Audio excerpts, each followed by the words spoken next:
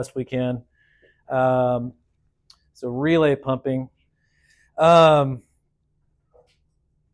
so purpose of relay pumping at high level, right? You remember back from hot session 1 when we did hydraulics that we get a lot of pressure loss when we're moving water through any kind of a vessel, pipeline, hose. You're going to get pressure loss in that system. And when we are moving any amount of water over a long distance, right, you're going to get a pretty decent amount of pressure loss. And if we're moving large volumes of water, you're going to get pressure loss as well. And y'all might remember these real simple graphics right here, but I'm just going to kind of review them because they'll come into play later.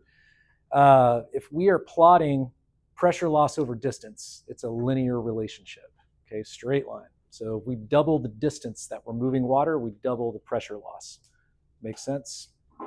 But if we are looking at pressure over flow, that's an exponential relationship. It kind of has this hockey stick effect.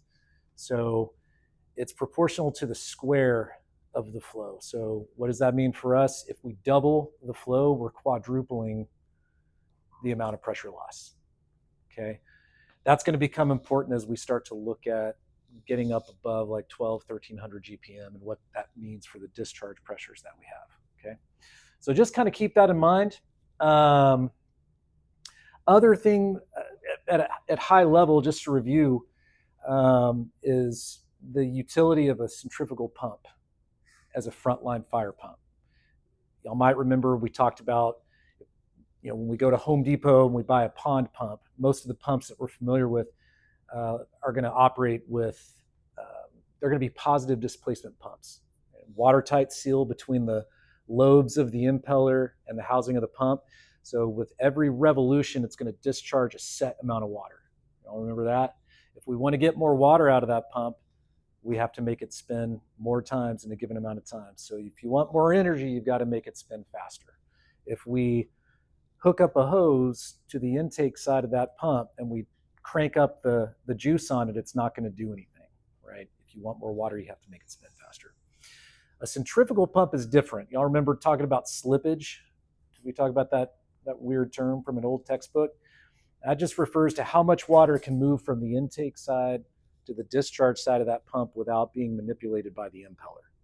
Okay, so good example would be if we take one of our engines outside, we connect it to a fire hydrant, and we charge that hydrant, open the intake, and then open up a discharge, what's going to happen? Well, we get water out of it, right? Pump engine may not even be running, right? Engine not running, pump not engaged. 100% of that water is going through the intake, through the pump, past the impeller, and out the other side, right? 100% slippage. That's really useful for us because it allows us to take advantage of that incoming energy, and we just add more energy to it and send it on its way, right? It's kind of like if we take a rolling chair and someone rolls it to me, instead of stopping it, turning around, and then pushing it again, I can just step back, let it come through with its own momentum, and then give it a push, right? So that's kind of similar to what a centrifugal pump can do for things like relay pumping, tandem pumping. It's going to use that incoming momentum. It's going to add velocity to it, send it on its way. So when we are relay pumping, we are using those centrifugal pumps in series. We're daisy chaining them together to overcome all that pressure loss that we're going to get when we're moving water over distance or when we're moving a lot of water. Sound good? Okay. Some of the things as y'all start to get ready to test and then to become relief drivers in operations, some of the things that we can use as cues that we're going to need to set up a relay operation are what? 1,000 rule. That's a good rule of thumb. Okay, who can tell me what that is? What that means? Okay, so 1,000 feet between our source and our discharge point. Okay, if it's 1,000 feet, then we want to get an engine to the hydrant and pump from the hydrant. The flip side of that is if we are going to move more than 1,000 gallons per minute, we want to get an engine at the hydrant. So if we're at a Home Depot and it's blowing and going, and our hydrant's 200 feet from our attack engine, we still want to get an engine to pump from the hydrant to our attack engine because we're going to need a lot of water. Cool. Some of the things we can use: radio traffic. Whether or not you set up a relay operation, that's a command level decision. That's going to be an officer making that call. However, you can be very instrumental in recognizing the need for it when you're hearing things on the radio like, hey, we've got fire extending to another building. It's multiple apartments involved. We've got high piled storage that's starting to light off. Obviously, if you hear defensive operations, but you're starting to hear just a lot of audible cues indicating that that scene is escalating, right? Probably a good idea to get an engine to the hydrant so that we get out ahead of that before it goes defensive. It's not going to hurt us to be proactive, right? Even if we don't end up needing it. Right now, Luis and I are working on updating our policies to hopefully create a water supply policy that will define some of the terms and clarify when we might want to do some of these things. Because you hear these things referred to throughout the SOGs, but you don't really have like a dedicated water supply policy. So coming soon, we'll look for that. It's going to be great bedtime reading. Okay. So one of the things when we're doing relay pumping that we want to discuss is laying 5-inch. And just because of the time constraints that we have, it is just impractical for us to have each of you lay 500 feet of 5-inch, load it back up, we lay it out again. Today, so that we can get pumping evolutions done, the 5-inch is preset. When you come back to test, you're going to do it like a dress rehearsal for a fire, right? You're going to be treating it like a real thing. You're going to have radio traffic. You're going to be doing blitz attacks. You're going to be laying the 5-inch and establishing your water supply from scratch, okay? Some of the ways that we can do that, we'll talk about now. So I'm going to draw up here kind of my, I'll just draw that back up there later. But let's imagine that we have a small apartment complex. A building here, here, here, here. If anybody wants lessons in artistry, I don't charge a lot. Let's see.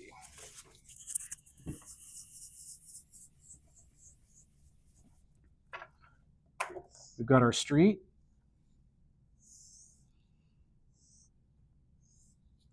We have a hydrant.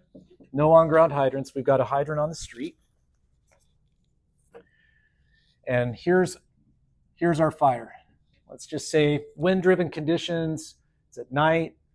It's starting to extend in this direction, starting to expose this other building. A lot going on, okay? Let's say that it's engine 1. They respond to the scene. It's one way in, one way out. And they're stretching attack lines, and they're trying to protect exposures, get some knockdown. We need big water, okay? So here comes engine 2. Let's say that they're calling it defensive, okay? Just for simplicity's sake, which means our second arriving engine at a defensive fire is going to be responsible for setting up a large flow water supply. Everybody with me so far? Engine 2 arrives on scene. Now, if you read most of our SOGs love a particular kind of lay to set up a large flow water supply. Anybody know what that is? I heard forward. Reverse, right? Go through our SOGs. SOGs love a reverse lay. I love a reverse lay. Reverse lay is great. What are some of the advantages of doing a reverse lay? Okay, so you already have an engine at the hydrant, the engine that does the reverse lay, correct? What else? Okay, you maybe you drop a couple of people off on scene to kind of help get everything established, send your driver and a firefighter to the hydrant. Okay. Another thing is congestion on the scene. You're taking an engine out of there, reduces congestion. The crew that's establishing the water supply is the crew that recognized the need for it. So you've got that expertise, raising your chances of success. All true. If it is practical for me to do a reverse lay, man, I'll do a reverse lay every time because it's quick, it's efficient. So let's game this out. So engine 2 is going to come in. They're going to drive to the scene, or maybe they back up to the scene. So they're going to lay their 5-inch, drop their coupling there, and they're either going to pull forward or they'll carefully execute a 3-point turn, and then they will lay out at a controlled rate of speed through a clear path of travel to the hydrant here at the street. And we have a water supply, right? Anything I'm leaving out? Any variables I've neglected to mention?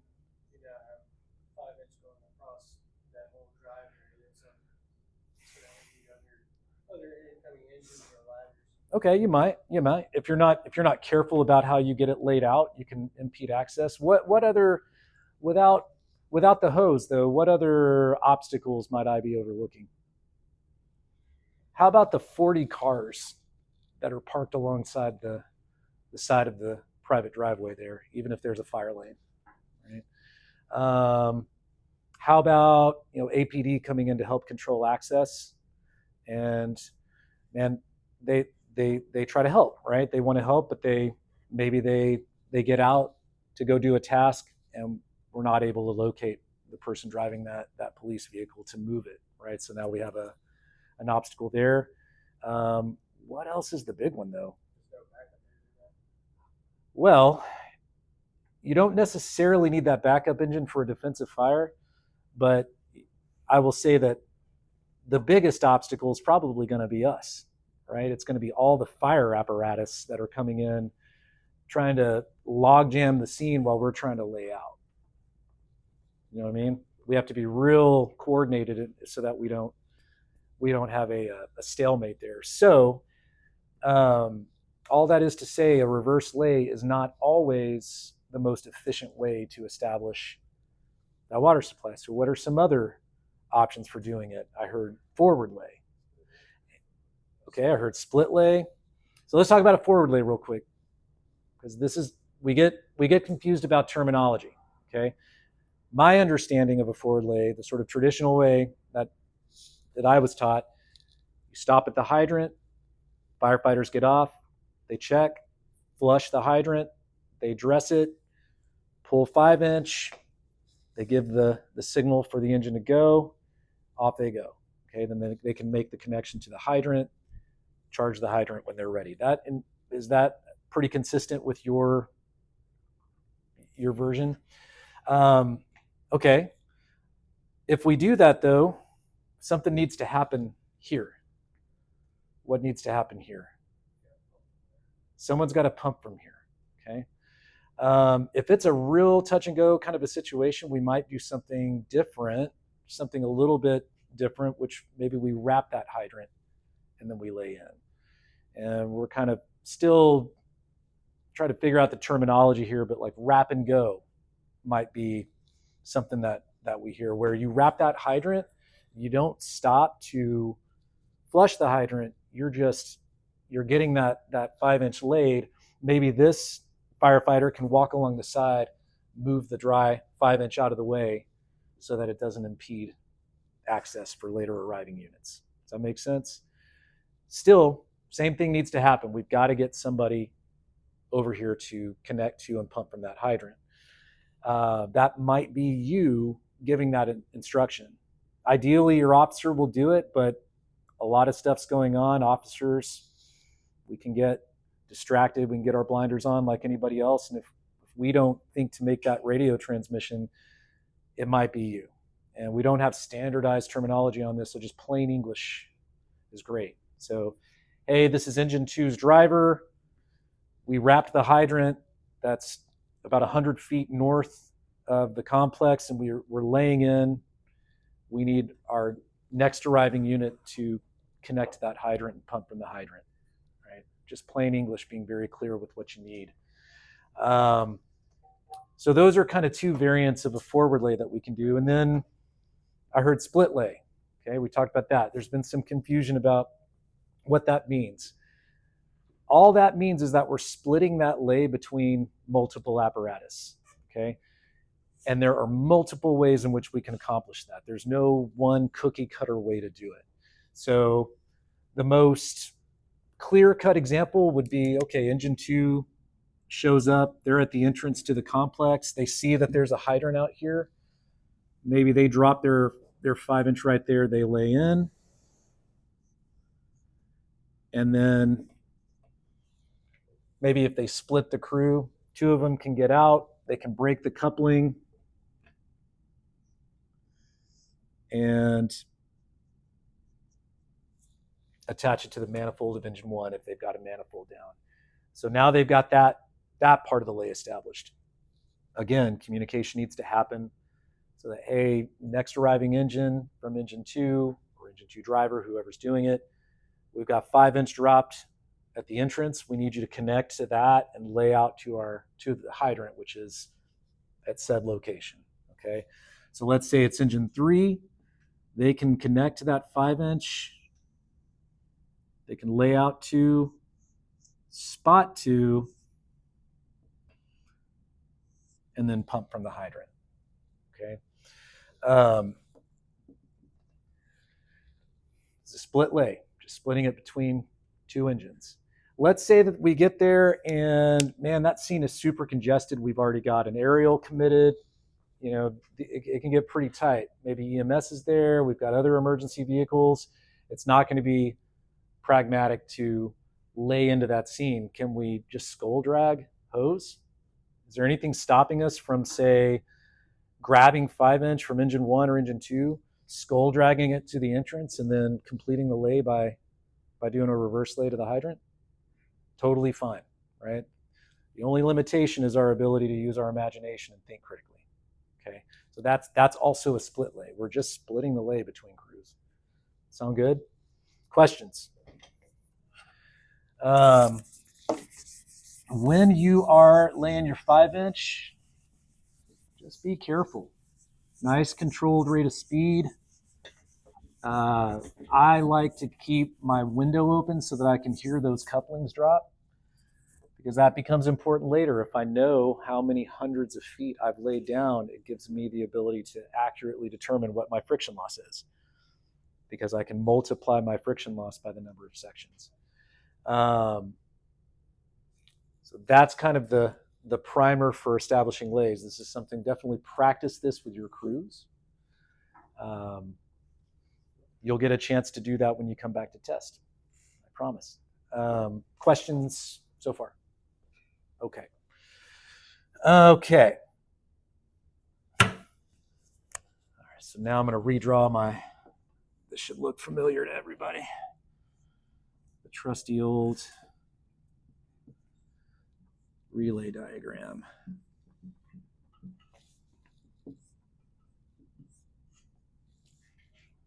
So we have our hydrant, we have 5-inch, 3-engine relay, right? When you come back to test, you and your partner, I promise, will do some variant of a relay, possibly more than one. 2-engine relay is still a relay. Okay? All you need is 2 engines daisy chaining their pumps together to have a relay operation. If we put any more engines in, they just become relay engines. Every relay is going to have a source engine pumping from the hydrant, and then an attack engine flowing attack lines. Because they're flowing attack lines with firefighters on the end of those attack lines, we know that they're going to operate in what mode? Pressure mode. And if we've got our pressure governed pump here, what is everybody else operating in? RPM. And why do we want to operate in RPM? Fighting against each other. Yeah, because we don't want that situation where the governors are out of sync with each other and you get that seesaw effect. Really, I like to think about it, they're trying to work together. They want to be friends, right? They're not trying to fight. but circumstances are just driving them apart. Right? Those distances are great enough, and the lag time is enough between the governors picking up the cues that they're out of sync and they can't quite get it together. So to avoid that, everybody that's not operating the attack engine is in RPM mode. Now, let's just say, just to kind of briefly go back to the nerding out that we did during hydraulics, if I take a manifold here and I split it, and engine 4 comes up and they want to flow attack lines and they're operating in pressure mode, is that okay? Yeah? It's okay. Why is that okay? So kind of in the same source. Yeah, we're basically, like if we were to split it here, we're basically doing a relay operation up to this point, and then where it splits, it becomes a dual pumping operation. We're just sharing that. So it kind of turns it into 2 pipelines instead of 1. Everybody agree with me on that? Everybody cool? All right.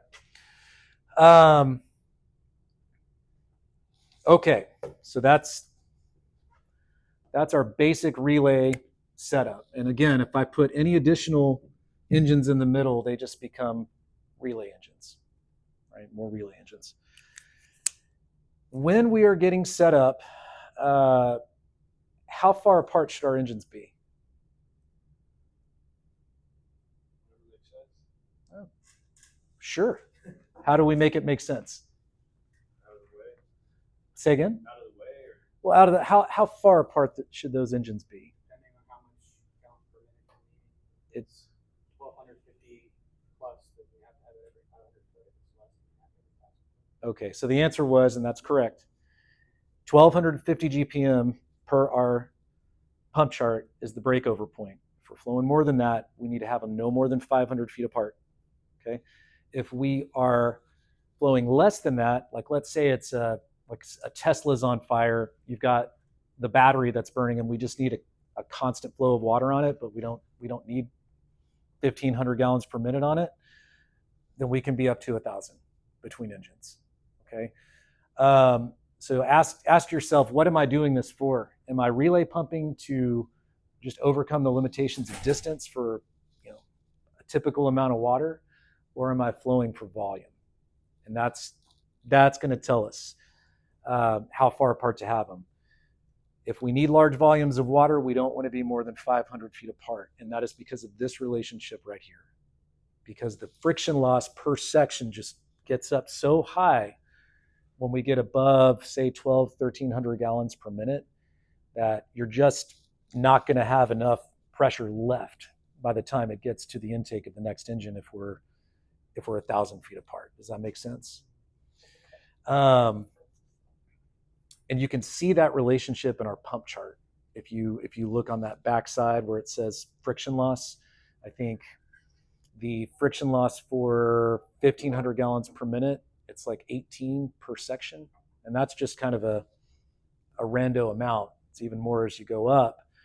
So if we imagine that, I'm going to tell you that a starting point for pumping the 5-inch is to start with about 100 PSI and adjust from there. Well, if we have 500 feet between us and the downstream engine, and you're losing 18 PSI per section of 5-inch, and we're 500 feet away, that's almost 100 PSI right there, right? You're almost zeroed out before you ever get to their intake. So, cool. Questions? When we get set up, let's imagine that we're reverse laying to that hydrant. It's absolutely mission critical that we get a really good kink-free spot to that hydrant. Right? If we have a 5-inch hose and we have a big 90-degree bend in it, we effectively turn that into a 2.5-inch hose. Right? Because of that constriction, we're going to limit what we can do. Okay. Take the time to get it right. A defensive fire where we need a lot of water, it's going to be a prolonged incident. So if you need to put somebody on a headset to back up and reposition, do what you've got to do. What the time that you take in doing that, you will make up for by operating efficiently and not having a bunch of problems to fix later. Okay. Let's say that you get the connection with one pony section of 5-inch, and you charge it, and you've got that dreaded like slinky kink, where you fix it in one place and it moves it to another place, or your S is really compressed. You've got a 90-degree bend here and a 90-degree bend there. Could you safely maybe put the engine back in road gear, move it slightly while keeping a close eye on it just to let those kinks work their way out? Could you do that? If you're working with me, I will say it's okay, right? That's a question that's something to discuss between you and your officer, but it's worth the time to fix it so that you get a good spot, okay? One thing to keep in mind is if we're laying out, one of the first things that we want to do is go back to our hose bed, start pulling 5-inch until we get a coupling, because we got to break that connection so that we can attach that to our discharge. Agreed? I want to do that early on because I need to know if I've got to splice a gap. Ideally, I'm going to have enough that I can just go right up to my discharge and make the connection, and then I have 2 pony sections that I can use if necessary to attach to the hydrant. What if I'm like 10 feet short? I have 2 choices. I can either pull another 100 feet, which maybe that's what you have to do, but you've got to manage all that 100 feet. Or maybe I can use a 25-foot pony section to splice that gap. Agreed? I'd much rather do that. But if I do use that 25-foot pony section to splice that gap, it means I've got to stick this connection with 1 pony section. Agreed? Do we need a manifold here? A lot of times we use one, right? But do we need one? Okay. Do we need a manifold anywhere in here? Is it required? It's not. It's totally optional. I will go so far as to say that it becomes a potential fail point in this operation when we're moving a large volume of water. I bring this up because it's really common for us to have one right here next to the attack engine, because that's kind of in our programming. Drivers will typically kind of do their initial setup, and then they'll take their manifold with a pony section, put it on the ground. It's part of our programming, and it's a convenient bullseye for anybody bringing in a 5-inch, like here, connect here. Agreed? Nothing wrong with doing that. Most of the time, this is not an issue because most of our fires, we're not using large amounts of water, right? A couple of rack lines is 300 GPM tops. So the problem occurs when we start to move, let's say 15, 16, 1,800 gallons per minute. There's a lot of energy in that column. If you look down today at the 5-inch while we're flowing, you'll see it moving because there's just you introduce turbulence and just a lot of vibration into that line. The manifolds that we have, imagine you're just kind of looking straight on at the waterway. It is a quarter-turn ball valve, just a quarter-turn ball valve that controls a 4-inch waterway. If you can find any other device in the fire department that allows you to control a 4-inch waterway with a quarter-turn ball valve, then I owe you a Coke, okay? Because most of the time, because of what NFPA tells us, anything that's larger than 3 inches, we need to have a slow-acting valve on it, right? So, problem is that these are not precision instruments. There's likely to be at least a little sliver of that valve body that's exposed to the column of water. And we talked about this, I think, in session 1. What'll happen is that column of water, it will start to work on that valve body and start to gradually move it towards a closed position.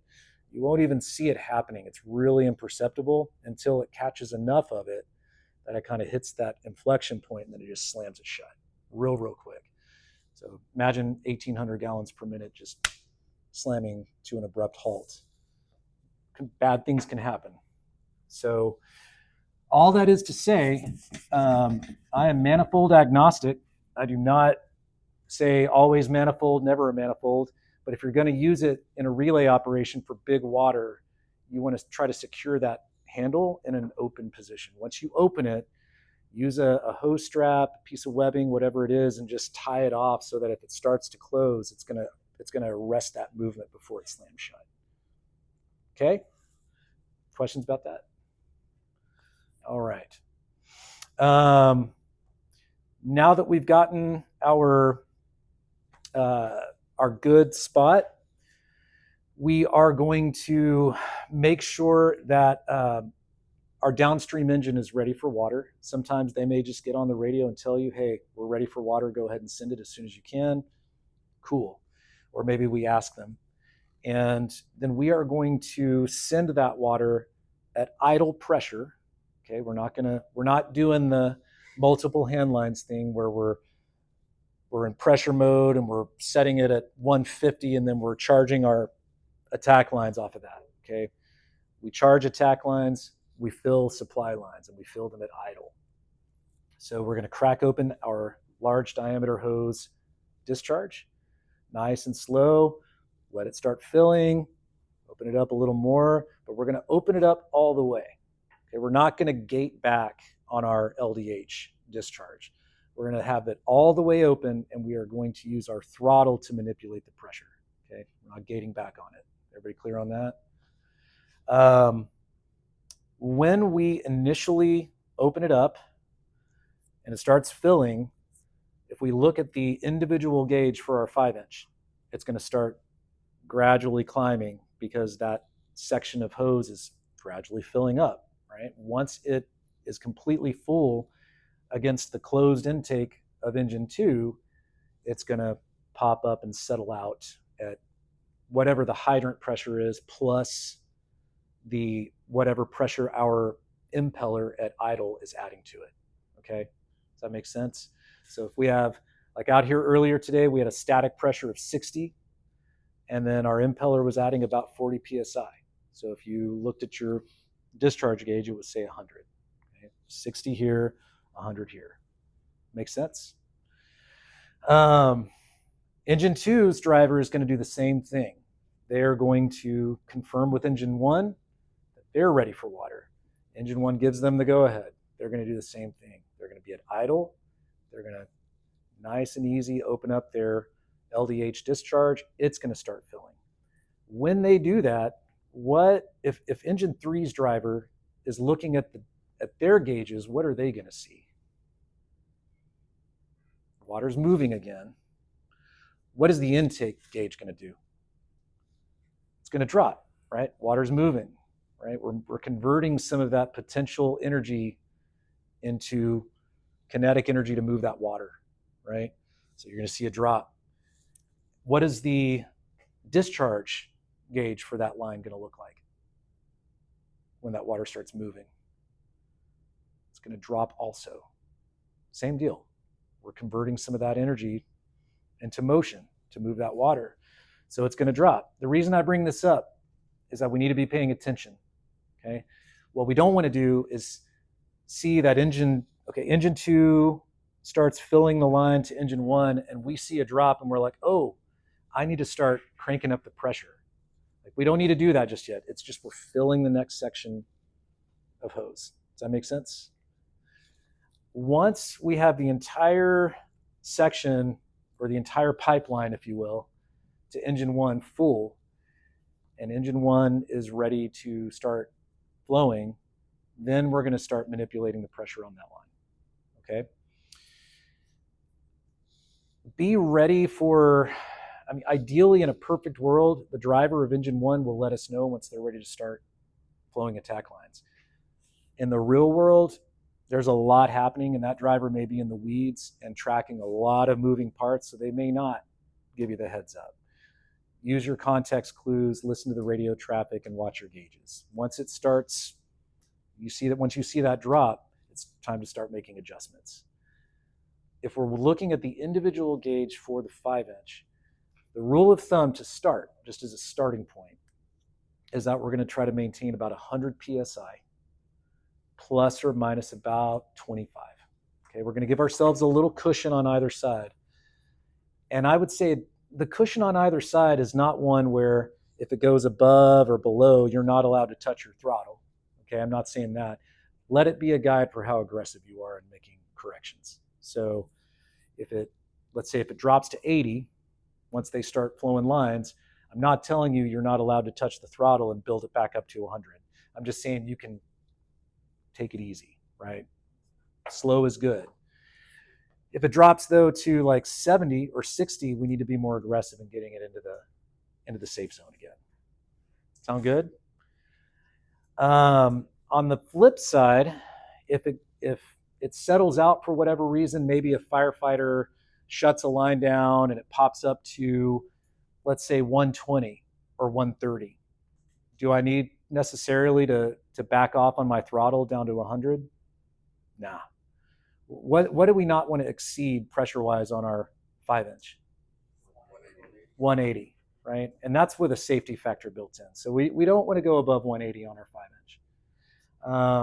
But 120, 130, 140, if we know they're going to use more water, if I have reasonable expectations that they're going to open up additional lines, I'm just going to let it ride.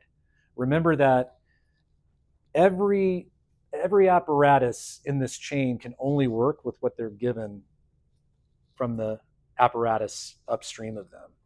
So if I'm over here and I know they're about to open up rams and deck guns and everything else, I'm probably going to err a little bit on the high side because I know they're going to take it. They're going to use it. Does that make sense? Don't babysit that 100. Just let it ride if it goes up a little bit. Cool. If you are this driver, it is a good idea when you're opening up the really big guns to give the relay operation a heads up. And by this I mean anything that's like, say, 500 gallons per minute or greater. So your ram, your deck gun, you're flowing an aerial, it gives them just a heads up so that they can proactively start to increase the throttle a little bit. Because the wrinkle here that's going to be different from when you were doing managing multiple hand lines in session 2 is that now you've got a very complex operation that's kind of managing the floor underneath you to make sure that you can sustain what you're doing, and they have to have some time to catch up. Okay, so you can do them a big favor by giving them a heads up when you're opening or closing the big stuff, the big caliber nozzles. Everybody good so far? Okay. Understand that pressures are going to fluctuate. That's fine. That's a big reason why we have these folks operating in just pretend Hey, thanks for pointing that out, guys. That's a big reason why we have everybody operating in RPM mode. That's not the attack engine. Okay? Because as those fluctuations occur, we're going to let the system adjust and ride it out. Cool. We're going to have fluctuations in our incoming pressure that our hydrant delivers, and we're going to have fluctuations over here on the attack side based upon what we're doing with nozzles. Okay, that's to be expected. Okay, if command wants to flow a ram, okay, or whatever, they want to know if we can give them a particular line, we need to know 3 different pieces of information. What are they? We need to know the static. What else? We need to know the residual. And what else? We need to know the overall flow. And does anybody have all 3 pieces of that? Not unless they're talking, right? If this person's paying real close attention, they might have all of them. But who has our static and our residual? The source does. And who has our overall flow, most likely? We hope. Yeah, it's the attack engine. A lot of common errors occur when this person here kind of gets into the weeds and they start mistaking their intake pressure for a residual pressure, right? It's not a residual pressure. It's a pressure. It's an intake pressure, but it's one that has been manipulated by the upstream pumps. Even if water is not moving in the system, it is still not a true static pressure, because when water's not moving, you still have the energy that's added by the impellers spinning at idle. So at idle, they're still spinning a little bit. Does that make sense? All right. Some other things, I forgot to mention this for the group this morning, but tank fill. Tank fill becomes very important here. Remember that tank fill is basically an ungauged discharge. It's literally a discharge that you could attach a hose to and fight fire with it, hypothetically. It's very common practice at most of our fires to keep your tank fill cracked because you have intermittent flow. You don't want the pump to overheat. It keeps water recirculating. When we're relay pumping, especially for large volumes, if we have tank fill cracked, we are leaking energy that we could otherwise use to move water. Does that make sense? I've seen evolutions where just by shutting the tank fill, we increased our available intake pressure by 10, 15 psi, because it's just like having an open, uncapped discharge, just shooting water. So close your tank fill. Okay. If the relay is one where we're just trying to keep an available supply of water for overhaul purposes and you need to crack the tank fill because no water's moving, fine. But understand that once you start moving water, shut it. Sound good? Luis? The question, the group in the morning, all three groups had the same question.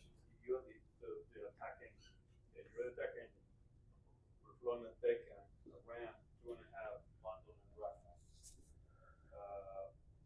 I got all my lines down, everything's going good.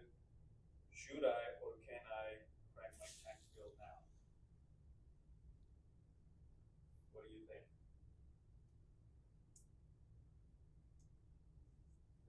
You're flowing everything.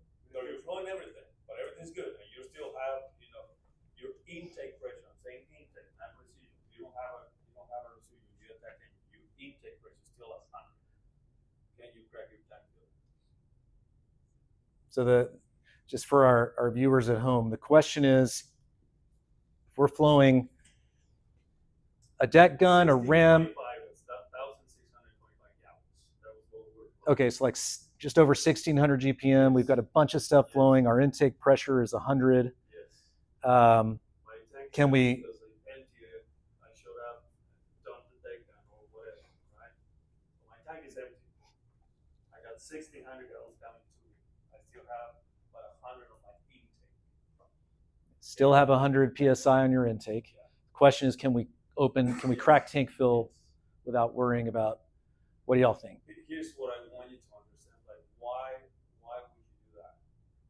And I'm not saying don't do it. I'm just wanting you to think, why would you want to do that? You just want to fill your tank, right? This is what I want you to think about. If you think you want to fill your tank because something happens to your supply, then you have your tank, right? You're flowing that much water, your tank is not doing anything. Because how much water can you flow out of that tank? We got a hydrant. That's it, right? So if you're thinking, well, if something happens, I still have my tank, your tank is not going to shit. Yeah. So the answer is, you can, right? Like Mike is saying, just know that you're stealing from yourself. So all of a sudden, hey, I need another line here or a second or another ram. You got to remember you have that thing cracked. Yeah. Open. Just always think critically, know why you're doing what you're doing, and also know, because we get interesting questions that'll come up, and a lot of them sort of fall under the category of, like, you could do that, like hypothetically, but why would you, right? So if you wanted to crack it open a little bit because you want to make sure that you've got you top your tank off just in case something happens and you can still protect, like, okay, well, maybe crack it, check your intake pressure, and then once you fill your tank, close your tank fill. Make sense? As long as we're thinking about what we're doing, okay? For that matter, know that, and you'll see this, the gauges will tell you the story of what's happening. If I'm here, if I want to know kind of roughly what's happening in the relay, I can determine a lot about it just by watching my discharge gauge as it changes. When it drops, I know that, hey, we're flowing more water. If it spikes up, hey, somebody probably shut something down. If I'm here at the attack side and I'm opening up, let's say a ram, and my intake pressure drops like a rock, I'm probably opening it up too fast, right? The relay hasn't caught up. I can look at my intake and say, hey, they haven't caught up with me yet, so maybe I slow down. And then if you're a relay engine, you're kind of seeing in two different directions, right? Okay. So we talked about tank fill. We talked about managing our discharge pressure. Let's see. Oh, maximizing. I'm backtracking a little bit. We are going to be set up today to maximize the hydrant. Do you want to set up your hydrant so that you can maximize it down the road? Totally. Do you want to maximize and actually have the 2 5-inch lines going into your intakes before you send water? No. When you maximize the hydrant, your available flow is going to go up about 10 or 15%. It's not nothing, right? But it's not sufficient for you to delay sending water initially in order to maximize it, okay? So my recommendation is you're going to have a helper. When you come back to test, you'll have a helper. If you're with me, you're going to have a helper, okay? Put that person to work. Get them to dress your hydrant, get them to pull the 5-inch, and get them to make all of your connections and then charge it before you send them off to go do hero stuff and leave you all by yourself, right? So put them to work, get them to do the work to maximize your hydrant, but go ahead and send water first before you get it maximized. Also, let's say that you're on the source or the relay engine and you realize, oh man, I'm supposed to be in RPM mode, but kind of like Nelson had earlier, oh no, I'm in pressure mode. What can you do to fix that? You can press and hold. Yeah. You don't have to shut anything down.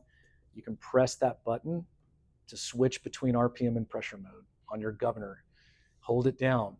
It'll switch from pressure to RPM, and it will just maintain the engine speed that it's at until you change it. Cool? Okay. Let me see. Okay. Little reminder about determining how much more water we can get. We know how to do the calculation. We know that only this person right here has the true static and the true residual. Yes, sir. So when we go to maximize the hydrant, will that change our static, or is it still going to stay? So the question is, if you maximize the hydrant, will that change your calculations? You asked specifically, will it change your static?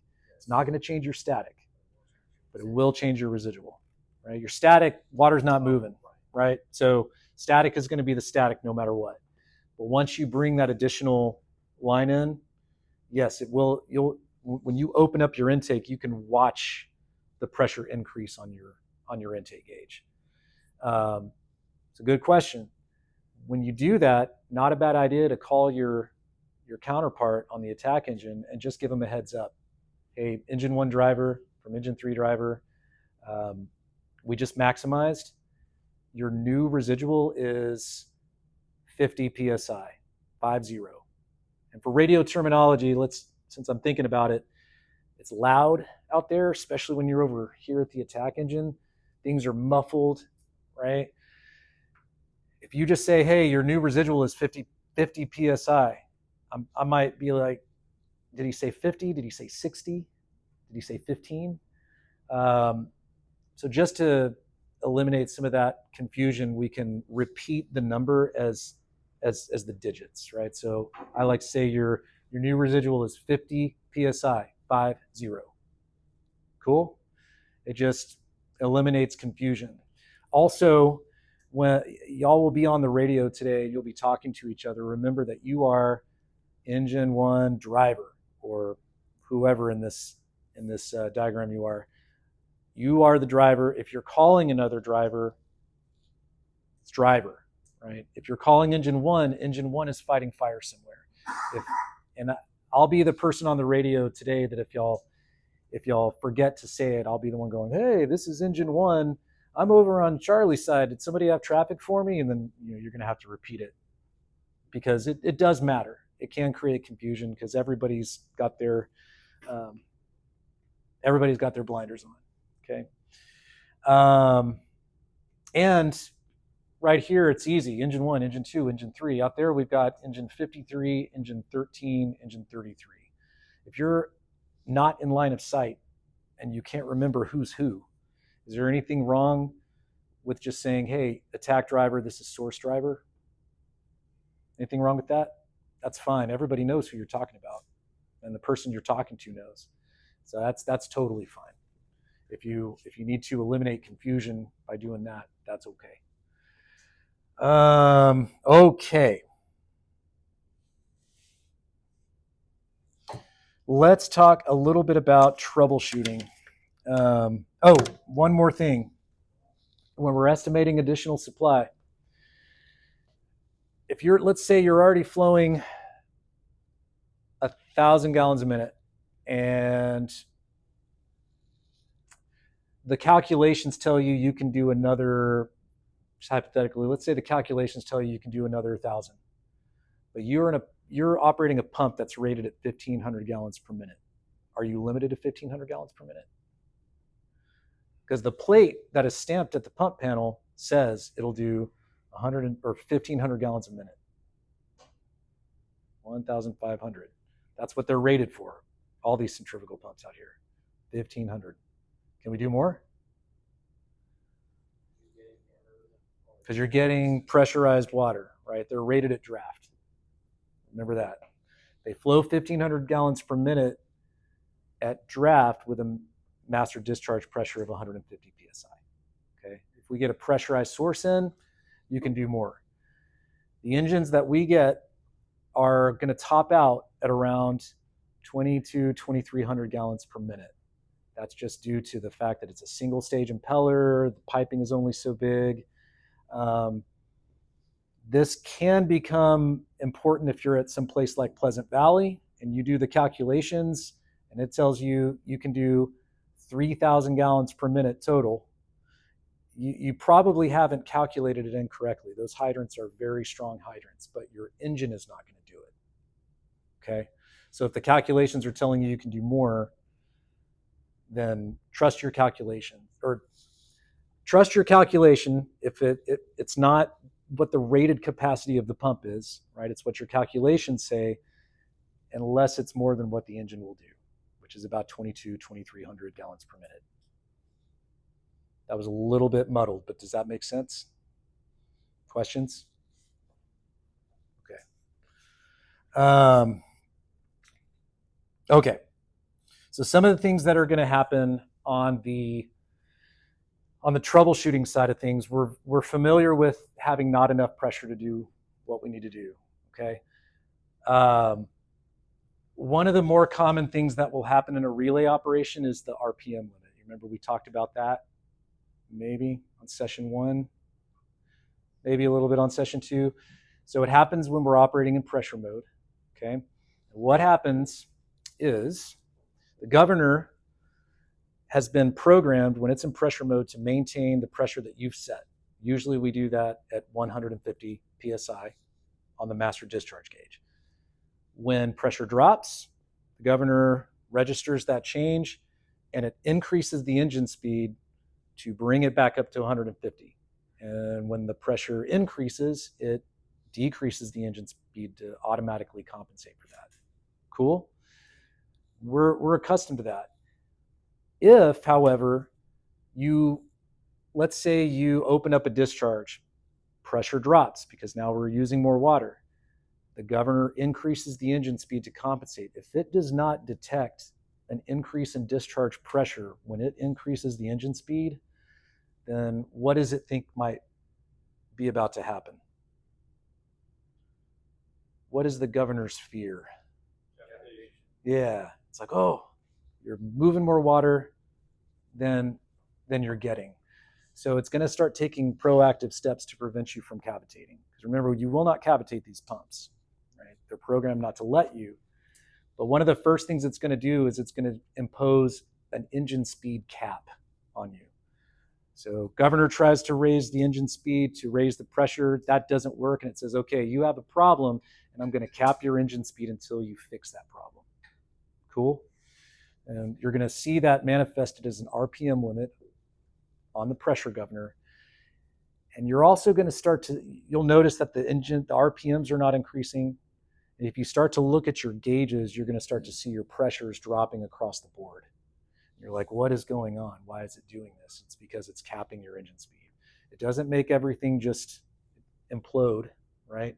We don't go up in smoke, but we're not able to do what we're trying to do, okay?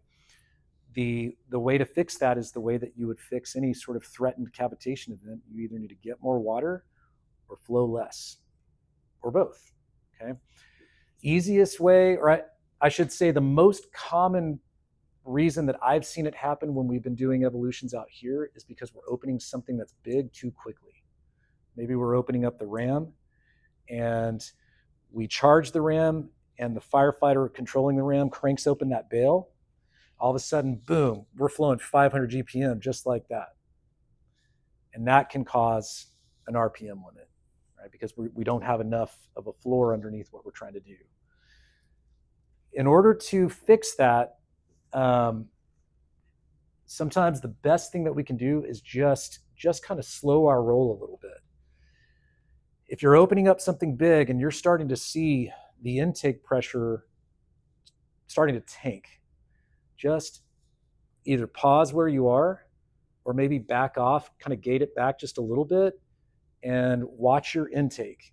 Let your relay have a chance to catch up to what you're doing, because they see it, or they should see it if they're paying attention, and they're hopefully making adjustments to increase their throttle. Let them catch up. Once they've caught up, you can open it up a little more. Once they've caught up, you can open it up a little more, okay? If you fix it, the RPM limit should go away. It'll go back to normal operation, okay? So that's the most common reason I see it happen, is we're opening things up too quickly. All right. Now, on the flip side of that, let's take the same example of the person who is operating the ram. Something we're not typically accustomed to is what happens when we have a spike in pressure. So we might see that. Let's say we've got a firefighter operating the ram, 500 GPM worth of flow. They've knocked down the fire over here. Now they want to fight fire over here. So what do? Shut the ram down. And we've got 500 GPM fewer gallons moving. What does that do to our discharge pressure? It goes up, right?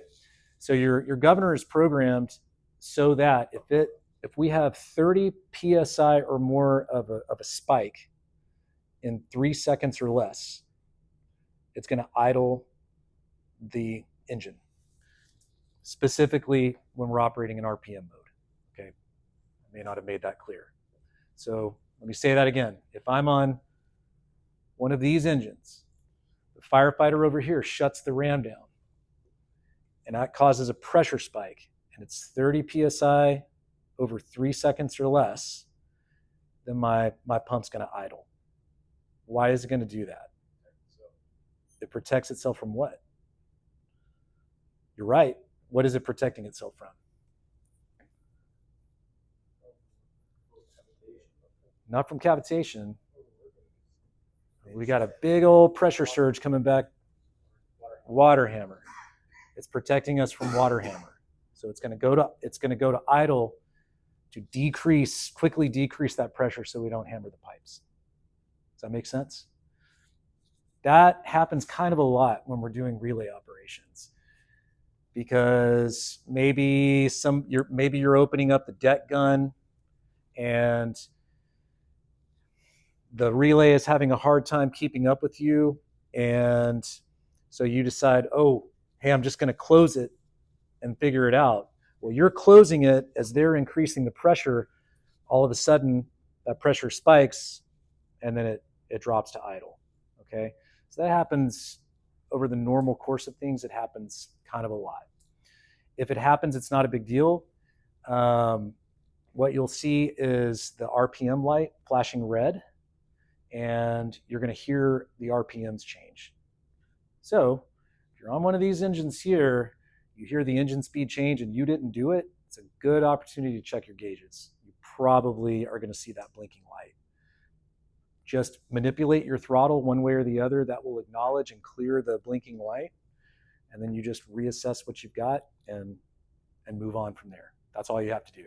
Just acknowledge it, check your gauges, reset. Cool?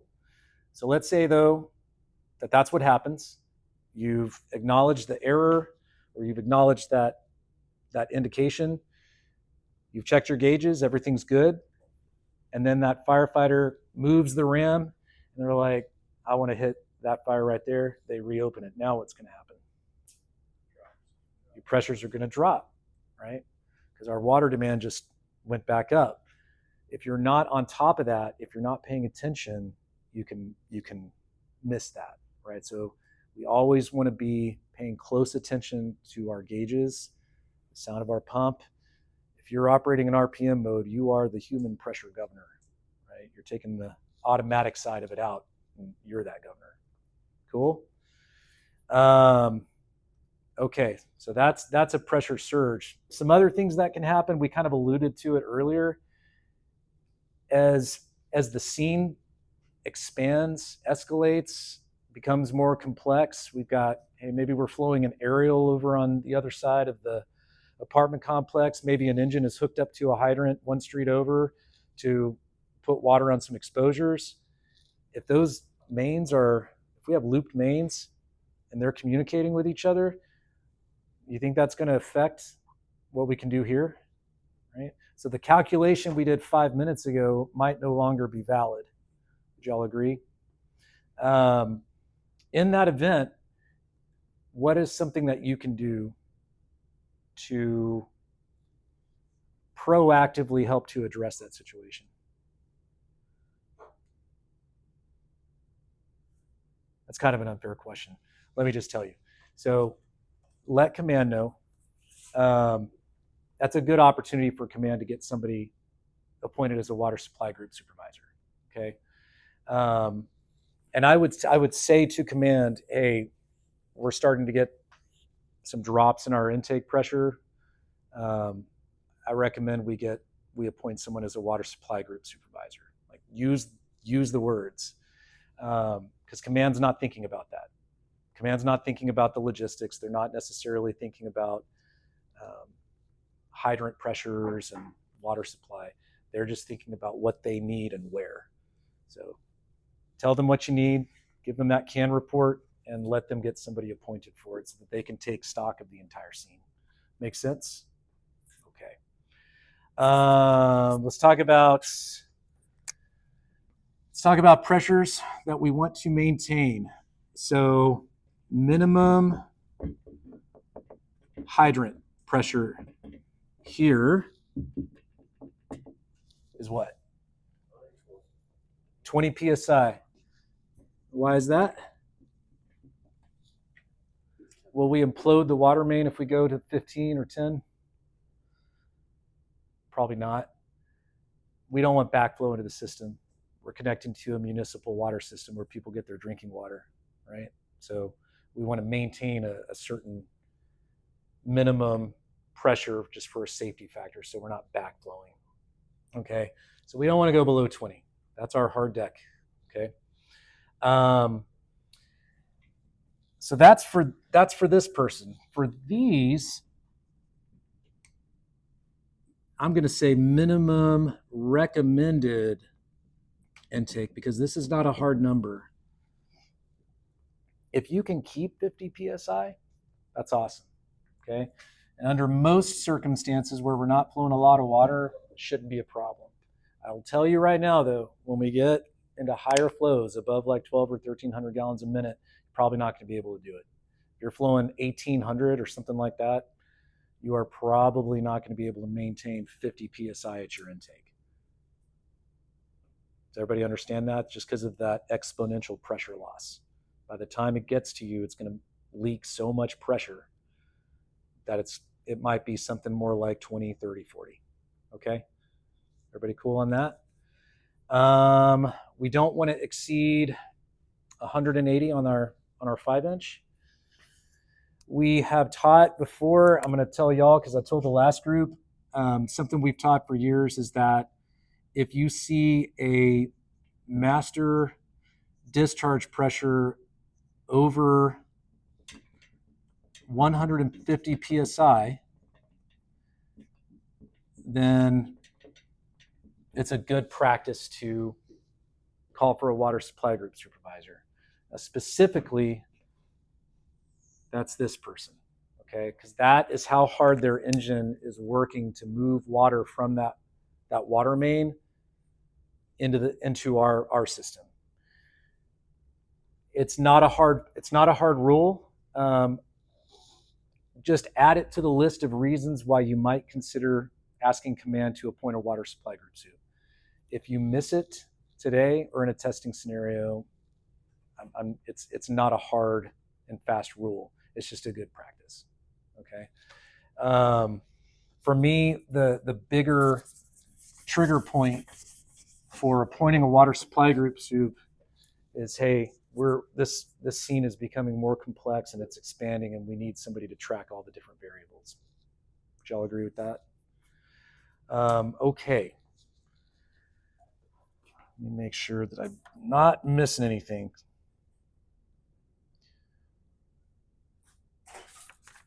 Questions? Everybody good? You want to talk about what we're going to do today? All right. So we've got, let's talk about what we're going to do today, and let's make sure we understand the difference between what you're doing today and what you're going to do when you come back and test. So today, 3-engine relay. We have a source that's over near the kind of near the flashover chamber where that hydrant is over there. The 5-inch is already preset.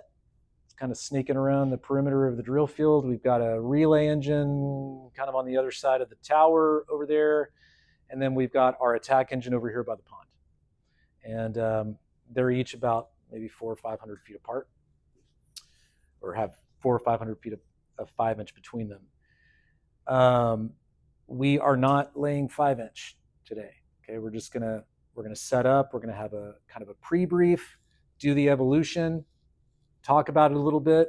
We're gonna rotate you to the next station, and then we'll do it again. We're not going to fill it with just like a whole lot of make-believe radio traffic. Today we'll have some, but the main thing today is to get you hands-on so you can think about what's happening hydraulically, just the nuts and bolts of it, okay? When you come back to test with your testing partner, you're going to be treating these like an actual fire. So there's going to be radio traffic that you're going to have to listen to and manage. You're going to have imaginary division supervisors and incident commanders who are like the most hydraulically focused incident commanders in the history of firefighting, who are going to be demanding all kinds of information from you, and you're going to have to be managing them, telling them, hey, I can't do that, or hey, stand by. You're going to be laying 5-inch and kind of doing it all from scratch. Okay, so that's what it's going to be like, and it'll be a 2-engine relay. Cool. Practice. And today, yeah, take the opportunity, ask a lot of questions. There's only going to be one person per station that's going to be operating the pump, but it's not like troubleshooting where the rest of you have to get lost, okay? I want everybody to be there talking to each other, working things out, asking questions. You're going to have an instructor there. This is a learning evolution, okay? If you are the driver and they're calling for the driver on the radio, or there is a transmission that should come from the driver, that's going to be you. Each group will have a radio that'll move with you as you go. And yeah, just get really comfortable talking on the radio. Sound good? That's about all I've got for now. Y'all have questions about anything? All right. If questions should come up later, I know that's a lot of information. I think you all have my phone number, hopefully, in your phones. If you don't have it, get it from one of your buddies here. You can call me anytime, even if I'm off shift. It's not a problem. I'll talk your ear off. get a hold of any of these guys that are here teaching. We're all big water supply nerds. Yes. For some reason, they couldn't hear that on the video, Luis. All right. So if that's all you got, let's take a 10-minute break and divide yourself into 3 groups, 1 group each at the different stations, and we'll get started. All right. Thanks, guys.